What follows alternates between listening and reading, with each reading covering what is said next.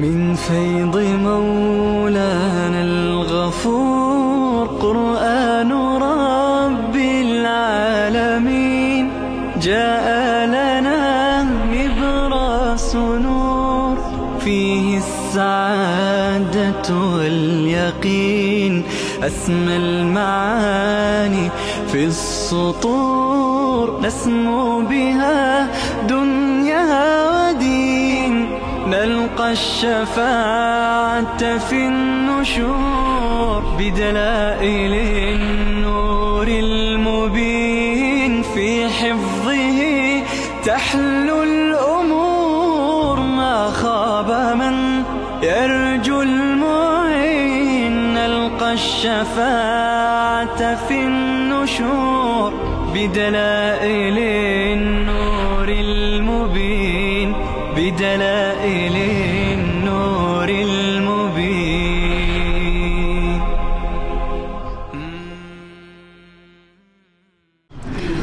أعوذ بالله من الشيطان الرجيم. بسم الله الرحمن الرحيم. ويسألونك عن ذي القرنين. سؤال از ذی القرنین این شبهه چهارم هست که مشرق و مغرب را فتح کرد. الله تعالی می فرماید که این که مشرق و مغرب را فتح کرد دلیل الوهیت نیست. فاتبع سببا، اسبابی داشت، امکاناتی داشت که از اون اسباب خودش بهره گرفت، کار گرفت و سبب فتوحات تمام بلاد شد و همچنین خدا او را کمک کرد. پس این دلیل خارق العاده بودن و الوهیت رضی بالله ذوالقرنین نمیشه. الله می فرماید و یسألونک عن ذی القرنین، شما را سؤال می کنند از ذی القرنین، از ذوالقرنین. قل سأتلو علیکم منه ذکرا، اعلام بفرما ان قریب من تلاوت می کنم بر شما از اون ذکر یادی. انا مکننا له فی الارض و آتیناه من کل شیء سببا، ما او را در زمین تمکین دادیم، قدرت دادیم و دادیم به او از هر چیز سببا، یعنی اسباب ضروری سلطنت منظور. من کل شیء سببا، سبب هر چیز، اسباب ضروری هر چیز برای سلطنت و برای حکومت. این را مفسرین نوشتن، علامه آلوسی، امام رازی نوشته، علامه آلوسی نوشته المراد به الاسباب العادیه، مراد اسباب عادیه است. مثلا یک حکومتی اسباب عادی حکومت اولا یک لشکر بسیار خوب مجهز، دوم امکانات و مادیات خوب، سوم به سرمایه و هر اون چیزی که لازم هست، اینها سبب هستند. امام رازی نوشته والمراد به آتیناه من کل شیء یحتاج الیه فی اصلاح ملکه سببا، هر چیزی که در اصلاح ملکش لازم داشت اونها را به عنوان اسباب ملک ما بهش دادیم. فاتبع سببا، این سفر اول. خداوند سه سفرش را ذکر میکنه. سفر اولش به طرف مغرب است، جایی که خورشید غروب میکند. دنبال کرد سبب را، دنبال کرد اسباب را، یعنی از اسباب کار گرفت و همه لشکر و حشم را با خود برد، برداشت. حتی اذا بلغ مغرب الشمس، حتی که وقتی که رسید مغرب خورشید، جایی که خورشید غروب میکند. وجدها تغرب، یافت آن را و بظاهر دید که غروب میکند. فی عین حمیئة، در چشمه‌ای که حمیئة یعنی آب سیاه یا آب گل سیاه بود. و وجد عندها قوما، آنجا نزد اون قومی را دید. ببین در بحث ذوالقرنین به صورت کوتاه و مختصر چند تا عرض می کنم. اول اینکه اینجا یه اشکالی را اول خدمت شما عرض کنم.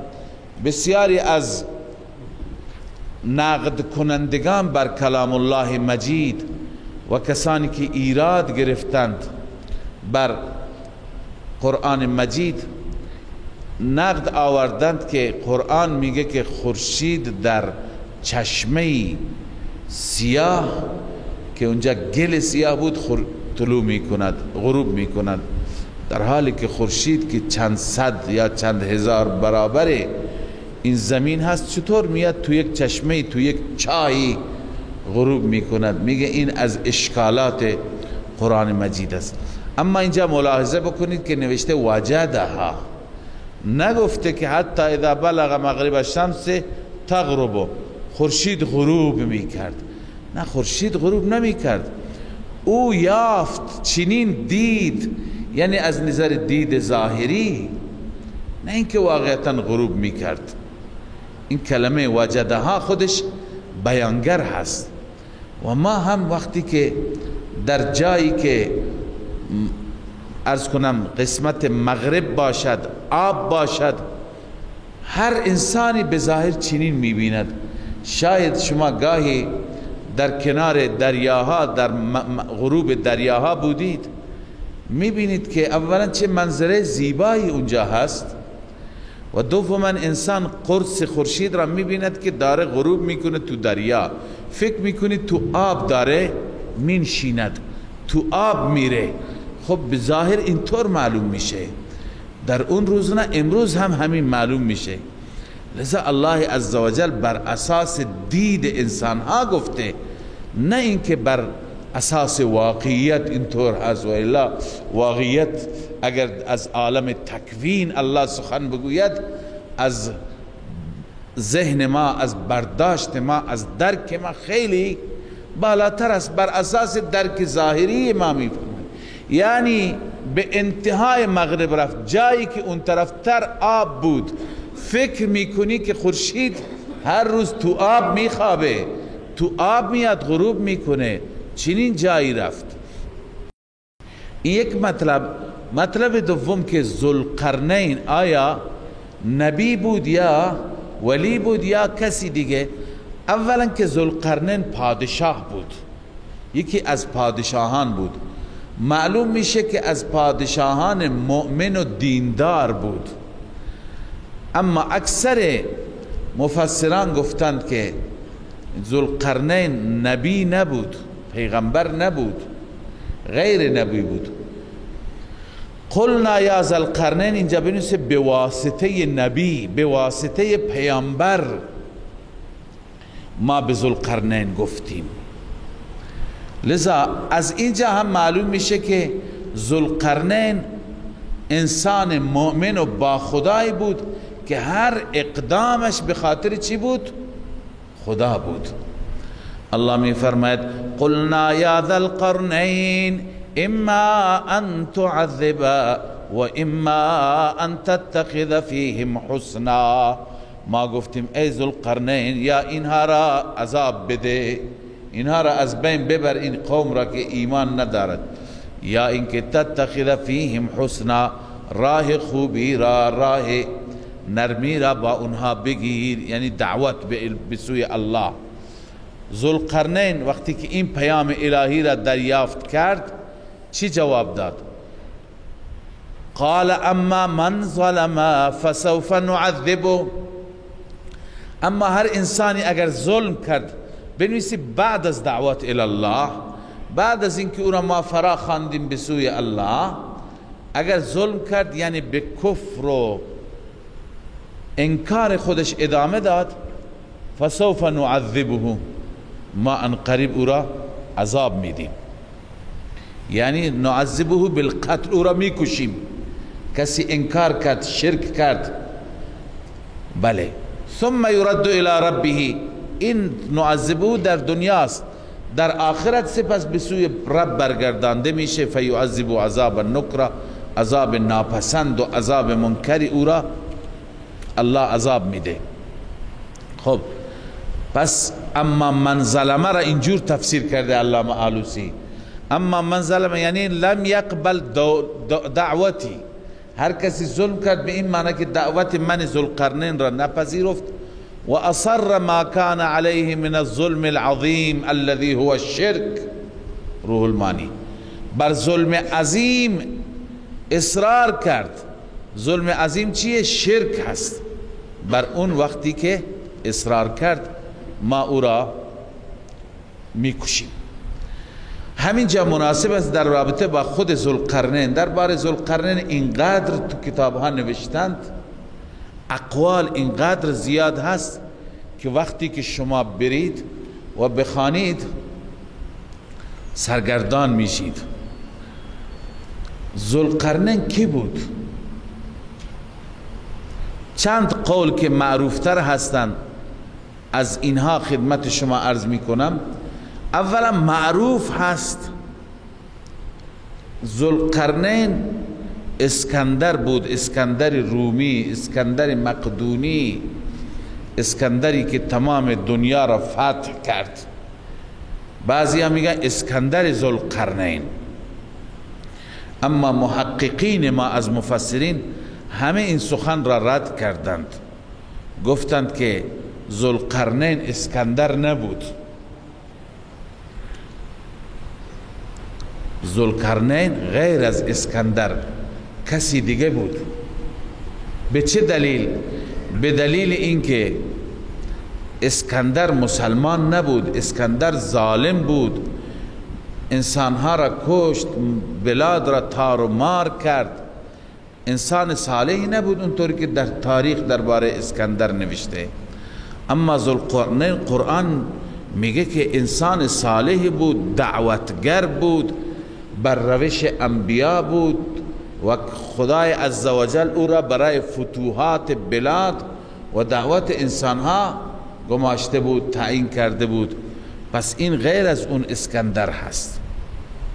و دلیل دیگری هم خدمت شما عرض می کنم، این که معروف شده به نام اسکندر، به نام ذوالقرنین، اشتباه بعضی از شاعران فارسی زبان هست که اونها از اسکندر به نام ذوالقرنین در شعرشون یاد کردند، برای مردم جا افتاده و معروف شده. بعضی ذوالقرنین گفتند که ذوالقرنین همون کوروش هست، فریدون به اصطلاح، که در ایران بود، که الان در شیراز هست مرقدش. ذوالقرنین کوروش هست که این انسان صالحی بود و مشرق و مغرب را فتح کرد، بلاد را فتح کرد. هر کسی که تقریبا شرایط مثل شرایط ذوالقرنین داشته، تونسته بلاد بسیار عظیمی را فتح کند، از مشرق تا مغرب حکومتش بوده، لذا بسیاری آمدند و دلیل ذکر کردند که او ذوالقرنین هست. یکی از علماء ما حضرت مولانا ابوالکلام آزاد رحمه الله که از علماء و متبحرین دیوبند هست، ایشون مدلل صحبت کرده، استنباط آورده که ذوالقرنین همون کوروش هست. خوروس در زبان عربی بهش میگن خوروس، میگه ذوالقرنین هو خوروس، همون خوروس هست که بلاد را از مشرق تا مغرب فتح کرد و انسان با انصافی بود، عادل بود و منشور کوروش را که امروز به عنوان یکی از افتخارات در کشور ما ازش یاد می شود، اونجا وقتی که نگاه میکنید در اون منشور همش عدل هست، عدالت هست. اما بسیاری از محققین این را گفتند، این هم اکثر علما مفسرین رد می کنند و میگویند که ذوالقرنین خوروس نبود، کوروش نبود، به دلیل تفاوت‌هایی که بین اینها هست. اولین دلیل اینه که هم اسکندر نبود، هم خوروس نبود، که هم اسکندر رومی هست و غیر عرب هست، هم کوروش رومی چه ایرانی هست، غیر عرب هست، عجمی هست. ذوالقرنین عربی بود، عرب بود. از همین نامش این نوع نام ذوالقرنین، دارای دو شاخ، دو قرن، ذو نواس، ذو فلان، این در عربی استفاده میشه، استعمال میشه. لذا برای شاهان غیر عرب یعنی عجم چنین چیزی در زبان عربی نداریم. دوم تحقیقی که بسیاری از مفسرین از علما کردند، ذوالقرنین از پادشاهان حمیری بود، یمنی بود، عربی الاصل بود و نسبش هم نسب عربی هست. بنابراین گفتند که این غیر از اون عجمهایی هست که بعضی ها میگویند ذوالقرنین بود، چه اسکندر، چه کوروش، چه دیگران، که دیگران هم دلایل زیادی دارند. اینجا من عبارت یکی از علماء معاصر که کتاب نوشته عقیدة الاسلام ذکر میکنم، نوشته والراجح انه ليس من ازواء اليمن ولا کیقباد. این از ازواء یمن هم نبود، کیقباد هم نبود، ابن ملوک العجم که همون کورش هست، ولا هو اسکندر ابن فیلفوس، اسکندر مقدونی رومی هم نبود، بل ملک آخر من الصالحین، پادشاه صالحی بود که ينتهى نسبه الى العرب السامیین الاولین، نسبش به عرب اولین سامی ها برمیگردد. ذکره صاحب الناسخ، صاحب کتاب الناسخ الى آخره. اما چرا بهش میگن ذوالقرنین؟ این هم خدا میداند. چندین دلیل ذکر کردند. قرن میدونید به شاخ میگوین، دارای دو شاخ. چند دلیل نوشتن، یک چند تایی اینجا خدمت شما عرض میکنم. اولا به خاطر اینکه بلقرنین بر دو شاخ دنیا قابض شد، مسلط شد، یعنی ایران، فارس و روم، هر دو قرن را، هر دو کناره را این چی کرد؟ فتح کرد، هم مشرق هم مغرب. دوم که گفتم فتوحاتش به اقصای شرق و اقصای غرب رسید. اونجا قرن ایران و فارس و روم است. اینجا دلیل دوم اینه که اقصای شرق و اقصای غرب به اونجاها رسید، بهش میگن ذوالقرنین. سومین دلیل بعضی گفتن دو تا غده بر سرش بود شبیه دو تا شاخ، یکی این قسمت یکی این قسمت، دو تا غده. در بعضی تصاویر هم دیدید به همون شکل تصویر هم کشیدن، گویا دو تا شاخ داره، دو تا نشان داشت، دو تا غده داشت، والله اعلم. چهارمین نوشتن که دو تا زلف دراز داشت، موها و گیسوهای دراز داشت، به این خاطر بهش میگفتن ذوالقرنین. پنجمین علت گفتن ذوالقرنین به معنی نجیب الطرفین، یعنی از طرف پدر، نسب پدر هم نجابت داشت، اصالت داشت، از طرف نسب مادر هم نجابت و اصالت، به این خاطر بهش میگن ذوالقرنین.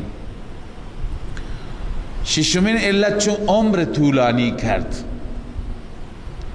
به این خاطر بهش میگن ذوالقرنین، به اندازه 2 قرن. و هفتمین بعضی گفتن ذوالقرنین چون با 2 دست می جنگید، اونایی که شمشیرباز هستن فقط با 1 دست، یا با دست راست یا با دست چپ، این با هر دو راحت می جنگید، به این خاطر بهش میگن ذوالقرنین، گویا 2 شاخ هستن در دستش، والله اعلم. خب این ذوالقرنین را الله می فرماید ما گفتیم که دعوت بده یا اینها را، این منکرین را به عذاب گرفتار کن. اون گفت من دعوت میدم هر کسی که ظلم کرد، یعنی بر شرک اصرار کرد، او را میکشم، عذاب میدم. سپس به آخرت منتقل میشه که عذاب ناپسندی دارد.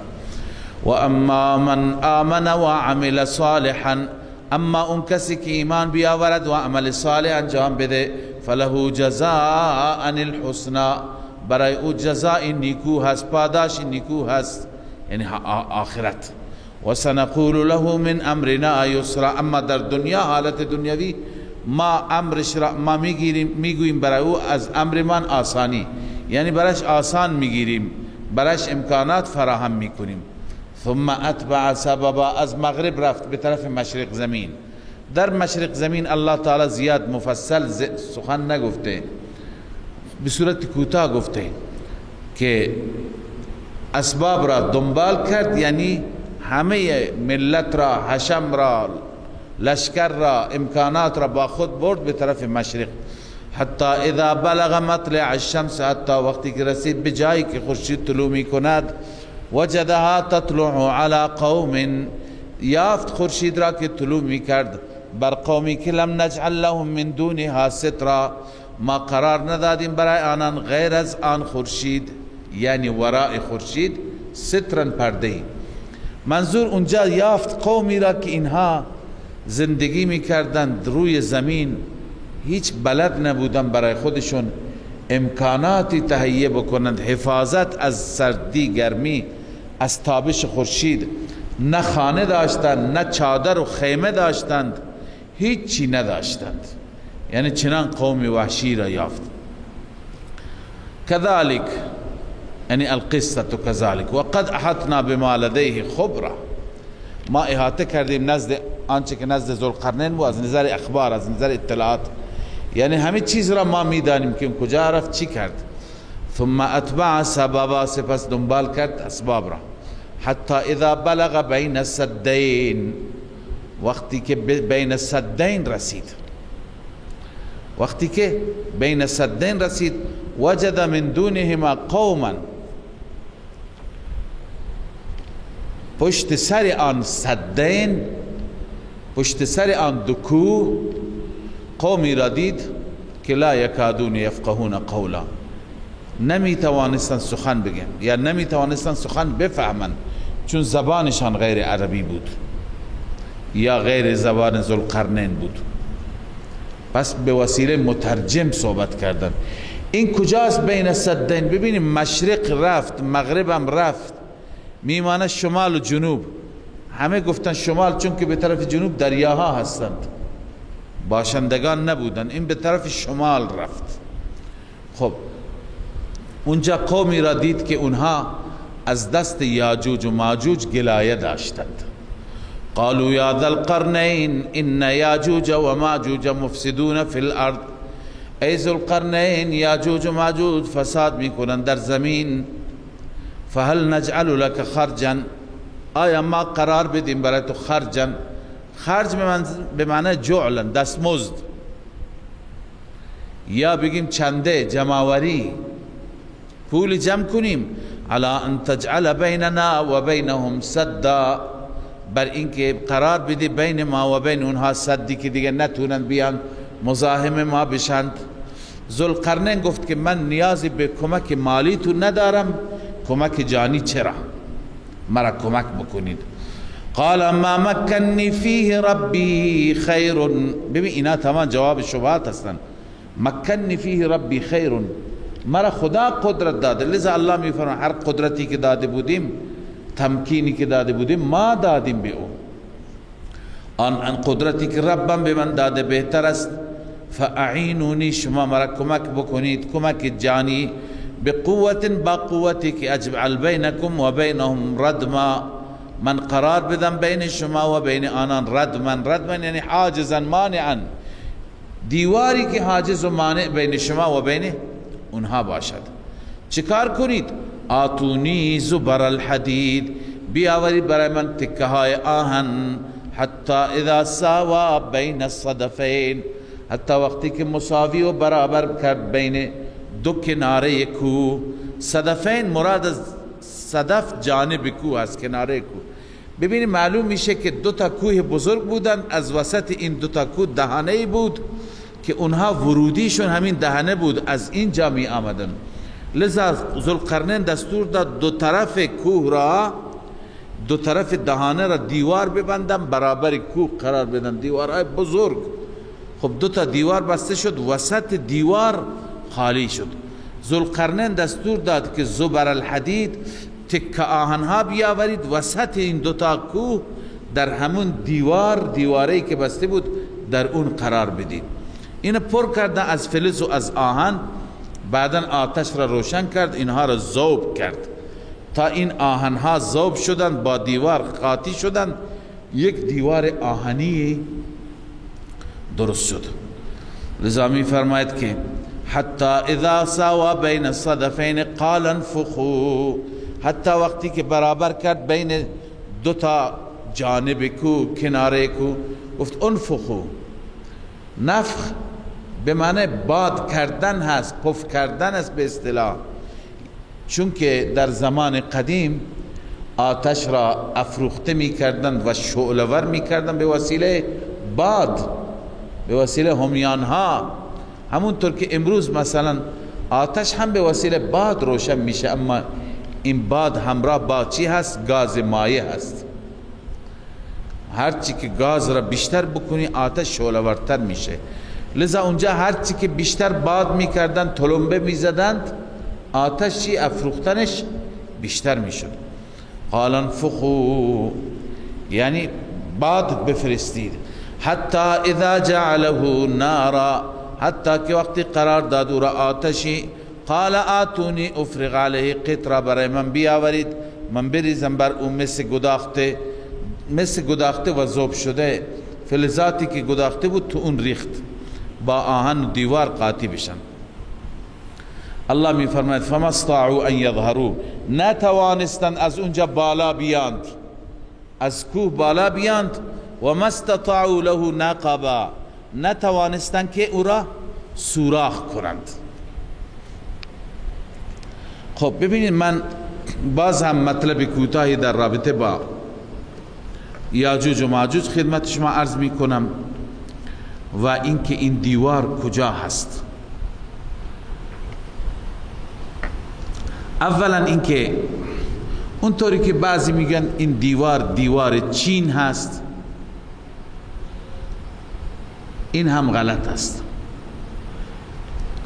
البته میگویند که یاجوج و ماجوج در تاریخ نوشته، چون از این دیوارها خیلی زیاد است. قدیما هر کسی برای حفاظت شهر خودش، مردم خودش دیوار میبسته، ملک خودش را به وسیله دیوار حفاظت کرده. لذا کسی در چین هم به نام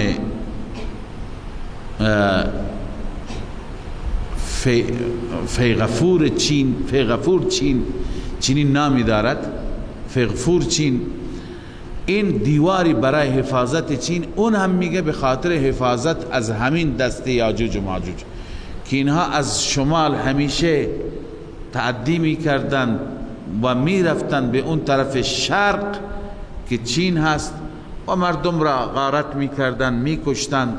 لذا به خاطر حفاظت از دست یاجوج و ماجوج اون فیغفور چین این دیوار را بسته.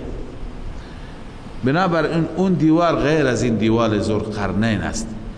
دیوار ذوالقرنین اکثر علما که تحقیق کردند، بررسی کردند، میگویند که این دیوار در شمال واقع است و نشاناتی که ذکر میکنند در نزدیک دریای خزر، در این بلاد این دیوار، حتی گفتن ترمز چقدر فاصله دارد از اونجا، بخارا چقدر فاصله دارد، بعضی بلاد دیگر را که از این دیوار چقدر فاصله دارند، این دیوار در این قسمت و این سد در این قسمت بنا شده. خب این موقعیت جغرافیاییش هست که علما بعد از تحقیقات بسیار فراوان ذکر کردند. اما یاجوج و ماجوج اونطوری که در بعضی کتابها به صورت یک انسان یا یک موجود افسانه‌ای ازش یاد کردن، این غلط است، طور نیست. بعضی ها طوری از یاجوج و ماجوج صحبت میکنند و سخن میگویند که گویی اینها انسان نیستند.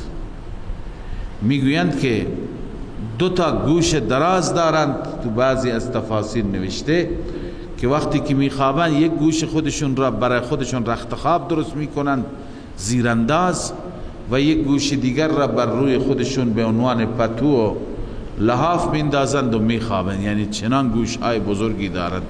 اصلا معلوم میشه موجودات وحشی بسیار خطرناکی هستند. اینا همه غلط است، اینا نادرست است. یاجوج و ماجوج از نسل آدم علیه السلام انسان هستند، از اولاد یافس ابن نوح هستند.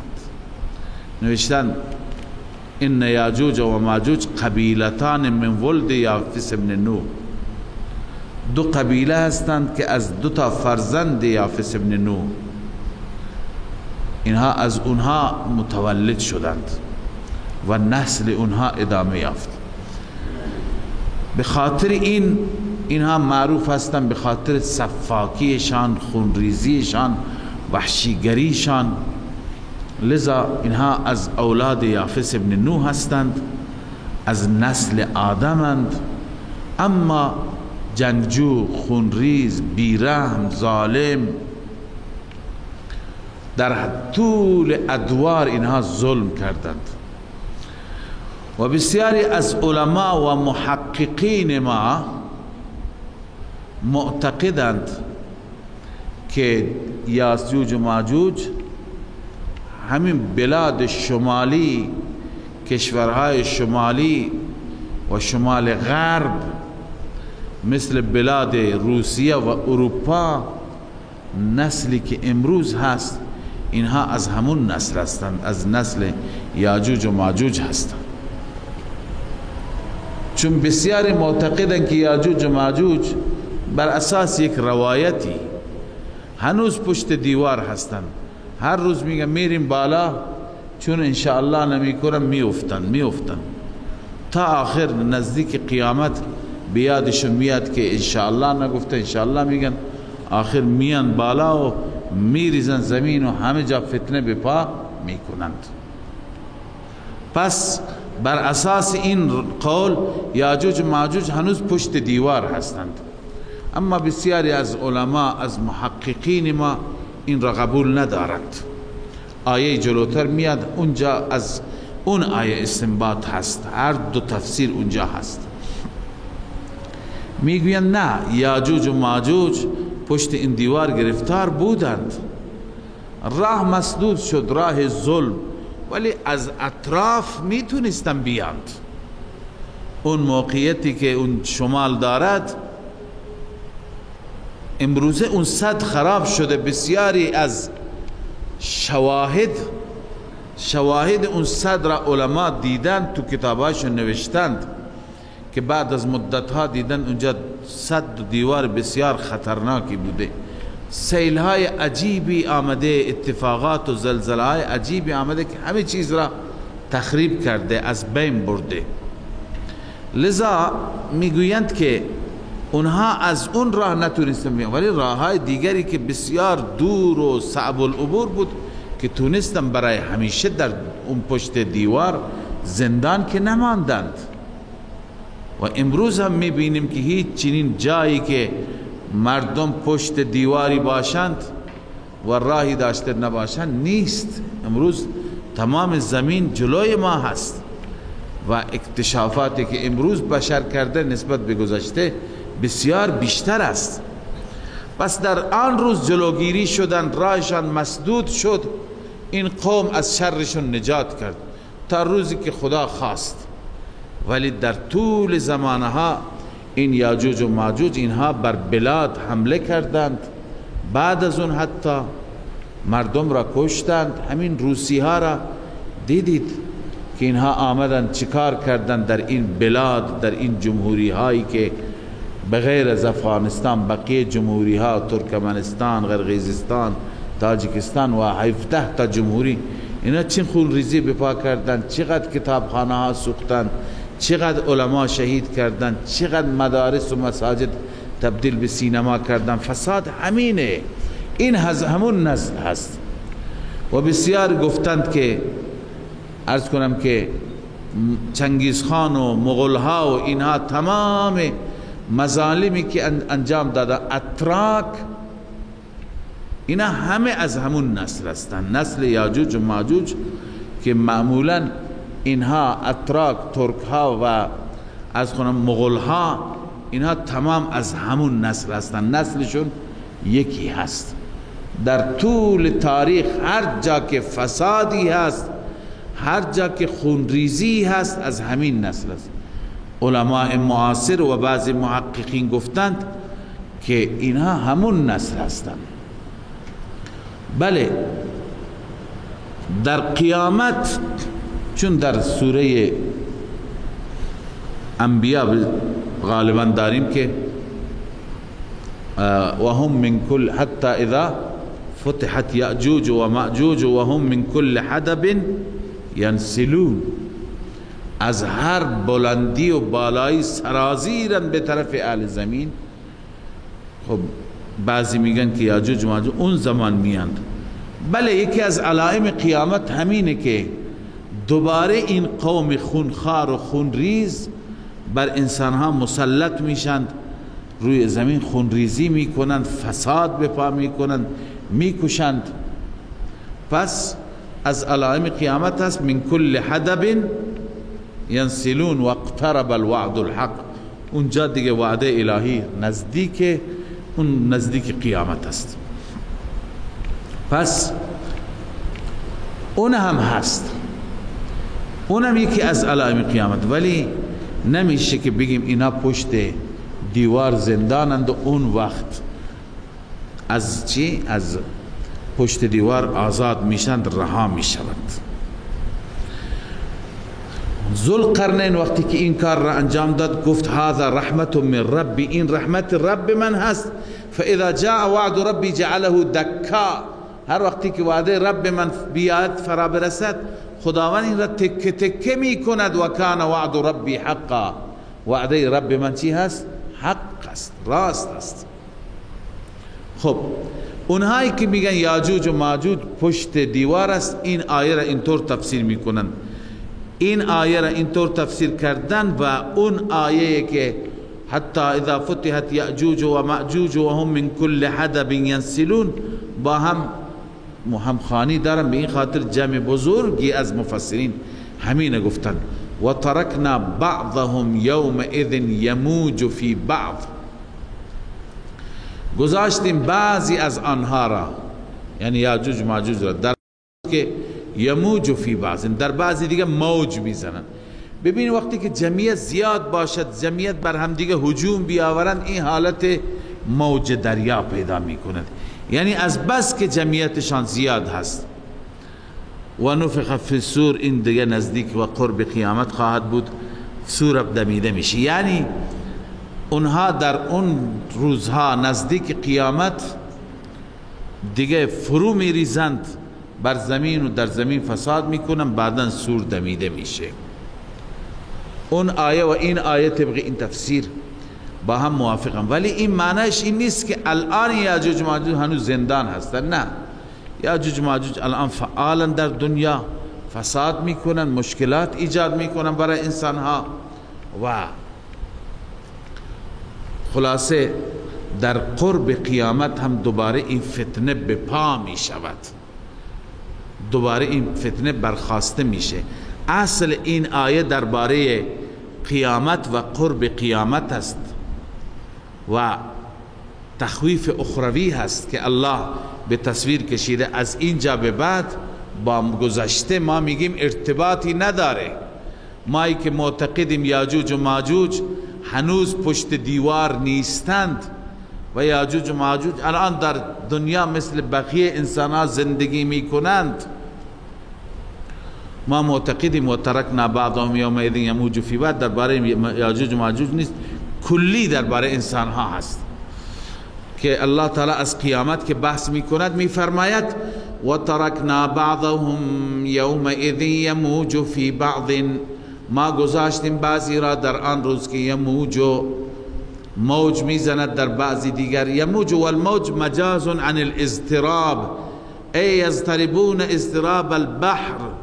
وقتی که قیامت میرسد پریشانی بالا هست، اضطراب دارند مثل اضطراب موج دریا. یختلط انسهم و جنهم من شدت الهول، روح المانی انسان ها و جنات از شدت هول اینها استراب دارن، روی هم دیگه قرار میگیرن.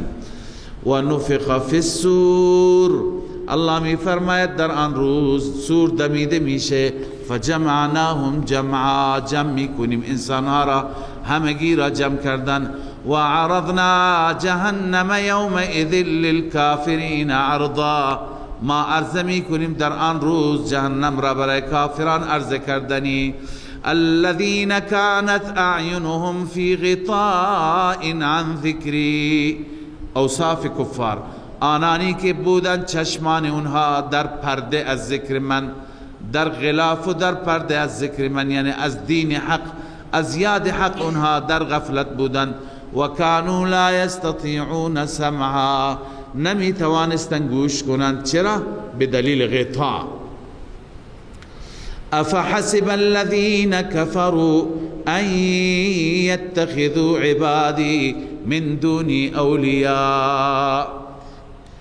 در آخر سوره الله عزوجل زجر بیان می فرماید و این متفرع بر این شبهات است.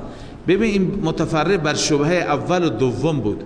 شبهه اول درباره اصحاب کهف بود که الله جواب داد، دوم درباره جنات بود. الان الله توبیخ بیان می کند که بعضی از انسان ها هستند اولیاء را، صالحین را مثل اصحاب کهف، جنات را به عنوان معبود خدا انتخاب کردند. الله می فرماید آیا گمان کردند کسانی که کفر کردند ان یتخذوا عبادی، این که بندگان مرا گرفتند. جلاله نوشته ملائکتی عیسی و عزیر، ملائکه و عیسی و عزیر را گرفتند. من دونی اولیاء، بغیر از من ولی و حامی. انا اعتدنا جهنم للکافرین نزلا، همانا ما جهنم را آماده کردیم برای کافران از نظر مهمانی. مهمانیشان کجاست؟ در جهنم است. قل هل ننبئكم بالاخسرین اعمالا، اعلام بفرمای آیا من به شما خبر بدهم که اخسرین انسان ها از نظر عمل کدام هست، زیانکار ترین کدام هست؟ الذين ضل سعيهم في الحیات الدنیا، آنانی هستند که سعی و تلاششان در زندگی دنیا از بین رفت، یعنی در دنیا سودی نبردن به خاطر شرک. و هم یحسبون انهم یحسنون صنعا، آنان میپندارند که کار خوب انجام میدهند. یحسنون صنعا، عمل کردشان زیباست، خوب هست. شرک میکنه به جای عبادت فکر میکنه، بدعت و خرافات را به جای سنت فکر میکنه. اولئک الذین کفروا بآیات ربهم، اینها کسانی هستند که کفر کردن به آیات ربشان، یعنی به کتب الهی، و لقائه، و کفر کردن به ملاقات رب در روز قیامت. فحبطت اعمالهم، اعمالشان برباد شد. فلا نقیم لهم یوم القیامت وزنا، برای آنان در روز قیامت وزنی ما قائم نمی کنیم. یعنی اعمال مشرک و کافر در روز قیامت برباد. قبلا این مطلب را خواندیم. ذلك جزاؤهم جهنم بما كفروا، این جزایشان هست یعنی جهنم. چرا؟ به سبب آنچه که کفر کردند. واتخذوا آیاتی و رسلی هزوا، سبب اول کفر، سبب دوم استهزاء به آیات، سبب سوم استهزاء به رسول. این سبب دوم و سوم است. واتخذوا آیاتی، آیات من را گرفتند و پیامبران من را به عنوان مسخره گرفتند. ان الذين آمنوا وعملوا الصالحات، بعد از اون تخویف این بشارت، کسانی که پذیرفتند این دعوت را، همانا کسانی که ایمان آوردند و عمل صالح انجام دادند. کانت لهم جنات الفردوس نزلا، برای آنان جنات فردوس مهمانی هست. جنات فردوس جنت خاصی هست، مال مقربان، درجه و جایگاهی که مال مقربان هست. و رسول الله فرمود از خدا جنت فردوس بخواهید، از همه جنت ها اعلاتر. خالدین فیها، همیشه در آن میمانند. لا یبغون عنها حولا، نمیخواهند و نمیطلبند از آن تحویل، به جای دیگه منتقل بشن، به جای دیگه تغییر داده بشه جایشان، نه. قل لو کان البحر مدادا لکلمات ربی. در پایان ذکر توحید است، اما متفرع است بر شبهه سوم و چهارم. شبهه سوم درباره خضر بود، علم خضر، و شبهه چهارم در رابطه با ذوالقرنین بود، هم قدرت ذوالقرنین و هم علم ذوالقرنین. ای پیامبر بگو اگر علم رب من به قدری هست، معلومات رب من به قدری هست که لو کان البحر مدادا لکلمات ربی، اگر تمام این دریاها همه مرکب بودند. مداد یعنی چی؟ مرکب بودند برای کمالات رب من. همه این مرکبات می نوشتند کمالات و اوصاف رب من را. لنفد البحر، تمام می شدند دریاها قبل ان تنفذ کلمات ربی، قبل از اینکه کمالات و اوصاف رب پایان برسد. ولو جئنا بمثله مددا، گرچه ما مثل این چی بیاوریم؟ مرکب، یعنی همین اندازه که هست دیگه همین اندازه بیاریم. در جای دیگه الله تعالی با تعبیر زیباتر بیان میفرماید ولو ان ما فی الارض من شجرة اقلام، هر چی که روی زمین درخت است همه اینها تبدیل به چی بشه؟ قلم و نی بشه. والبحر یمده، و دریا مدادش بشه، مرکبش بشه. نه تنها این دریا، من بعده 7 ابحر، بعد از این دریا 7 دریای دیگه به همین اندازه، 7 برابر این دریاها، و همه درختان عالم که چند میلیون یا میلیارد درخت هستن، همه اینها تبدیل به قلم بشن و تو این دوات بزنند و کمالات رب را بنویسند. ما نفدت کلمات الله، یعنی صفات الهی، کمالات الهی پایان پذیر نیست. اینجا هم که لنفد البحر، دریا پایان مییابد قبل ان تنفد کلمات ربی، قبل از اینکه کمالات رب تمام بشه. ولو جئنا بمثله مددا، گرچه مثل این ما دیگه دریا و مرکبات بیاریم. قل انما انا بشر مثلكم، خلاصه کل سوره اعلام بفرما ای حبیب جز این نیست که انا بشر مثلكم، من بشری هستم مثل شما. یوحا الی، فرق من با شما این هست که یوحا الی، به سوی من وحی میشه، من نبی خدا هستم، پیامبر خدا هستم. این وحی شده. انما الهکم اله واحد، بعضی مفسرین میگن هذه من تلك الکمالات، این توحید از همون کمالاتی است که گفتید اگر مرکبات دریاها اون را بنویسد. انما الهکم اله واحد، جز این نیست که معبود شما معبود یگانه هست. فمن کان یرجو لقاء ربه، هر کسی که امیدی به ملاقات رب دارد، فلیعمل عملا صالحا، باید عمل صالح انجام بده. ولا یشرک بعبادت ربه احدا، احدی را به عبادت رب شریک نگیرد. صدق الله العظیم. من فيض مولانا الغفور قرآن رب العالمين، جاء لنا نبراس نور فيه السعادة واليقين، أسمى المعاني في السطور، نسمو بها دنيا ودين، نلقى الشفاعة في النشور بدلائل النور المبين، في حفظه تحلو الأمور، ما خاب من يرجو المعين، نلقى الشفاعة في النشور بدلائل النور المبين، بدلائل